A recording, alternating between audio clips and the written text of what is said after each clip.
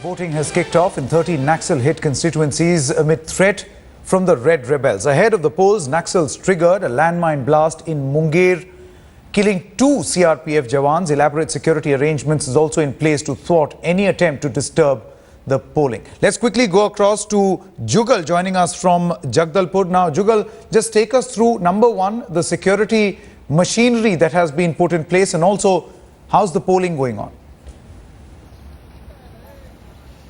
Well, Sanket, all of these areas are a security-centric area. If you talk about Bastar, you talk about Odisha, you talk about Jharkhand, Jamui district of Bihar, where this incident took place early this morning. The entire approach is of security-centric. What we understand from Bastar itself is that more than 100 companies have been rushed into this area, additionally over and above the existing troop strength. However, we've been seeing that there have been attacks almost every second day in this area. Yesterday, we saw 3 men from the CRPF getting killed. There are around 1,800 odd polling booths which have been established in Bastar. 80% of them have been designated as critical by the Election Commission. So you can imagine the kind of odds that the forces and the administration is up against. Not just that, almost 1.2 million voters in Bastar itself, spread across 6 districts.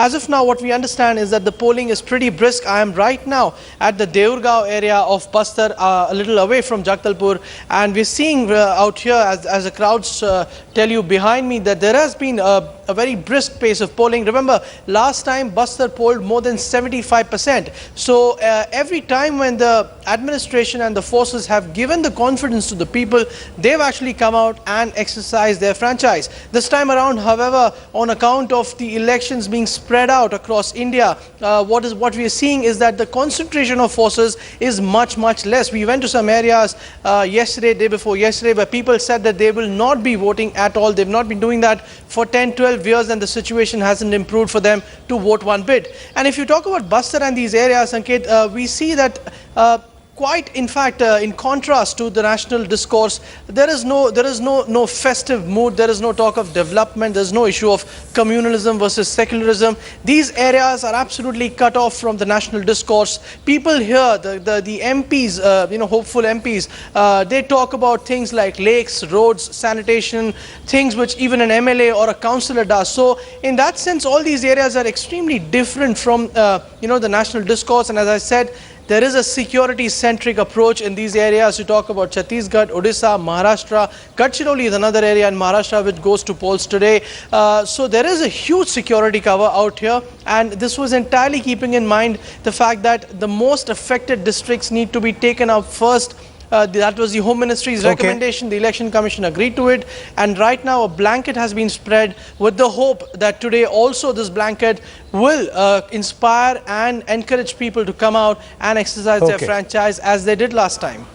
Jugal Purohit there with that extensive ground report. Let's quickly also cut across live to the Election News Center, where my colleague Vedika now joins me.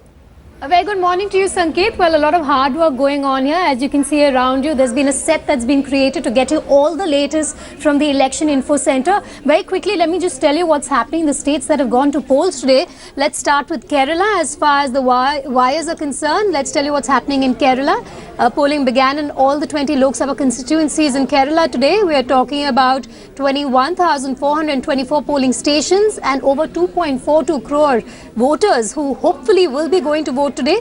Delhi, well, we've got all our reporters talking about it. We've got about 1.27 crore voters there who are eligible to exercise their franchise. We'll be seeing that also through the day today. You've also talked about Bihar. Well, there has unfortunately been an attack that we've been talking about in Munger, and we are also talking about 6 of the 40 constituencies, all in Maoist hit areas, being a part of the phase today.